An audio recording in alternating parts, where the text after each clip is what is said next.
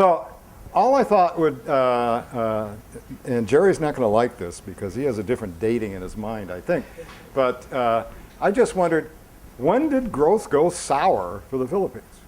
It would be useful to put that in perspective, because when we start having this debate about causes and cures, I think it's helpful to have in your head when it went sour.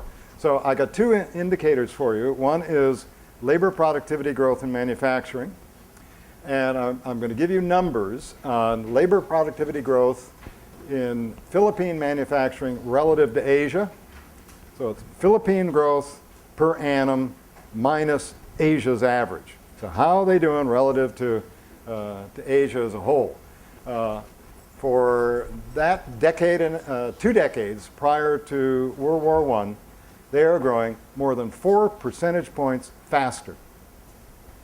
That's labor productivity growth rates 4% faster than the rest average for Asia. If the rest of Asia is 0, it means 4% a year, and that's pretty good.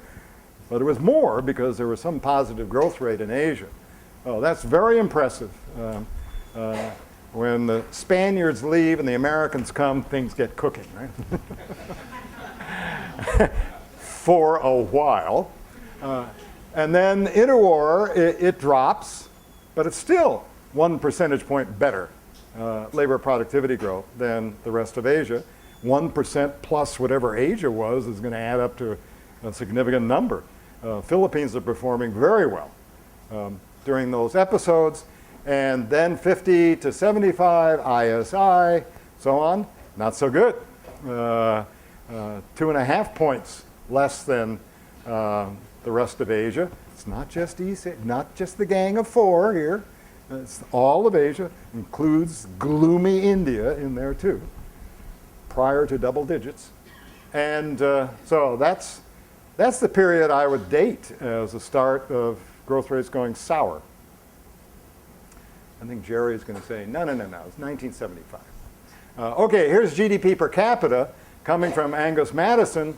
The Philippines, I first did it for the Philippines relative to East Asia, and I wish I had done it relative to Asia because you're going to, oh yeah, it's a tough competition to compare it with, but still, there it is.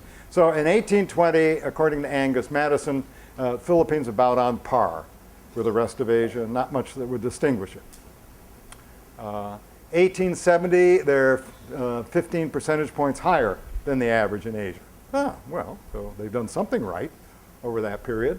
By 1913, almost 50% better than the average for Asia. So it's not just industrialization.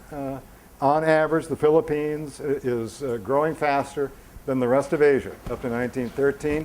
Continues to do so up to, is that a 5 or a 6? 1950. So in spite of the massive wartime destruction, about which Jerry has got empirical estimates and on which Ben Lagarde has oral histories in spite of that immense damage, it still has 60% higher average than the rest of Asia, excuse me, East Asia.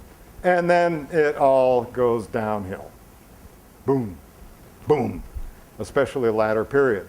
So when we have this conversation about the sources of the retardation in growth performance compared to the competition, you should keep in mind the Philippines was doing exceedingly well until the middle of the 20th century. No, so if you think it's culture, institutions, whatever, they were there then, and it didn't seem to interfere with the relative growth performance. It's only in the latter period. So as culture changed, institutions changed, government changed, what's changed that would yield that result? So now, I'm done.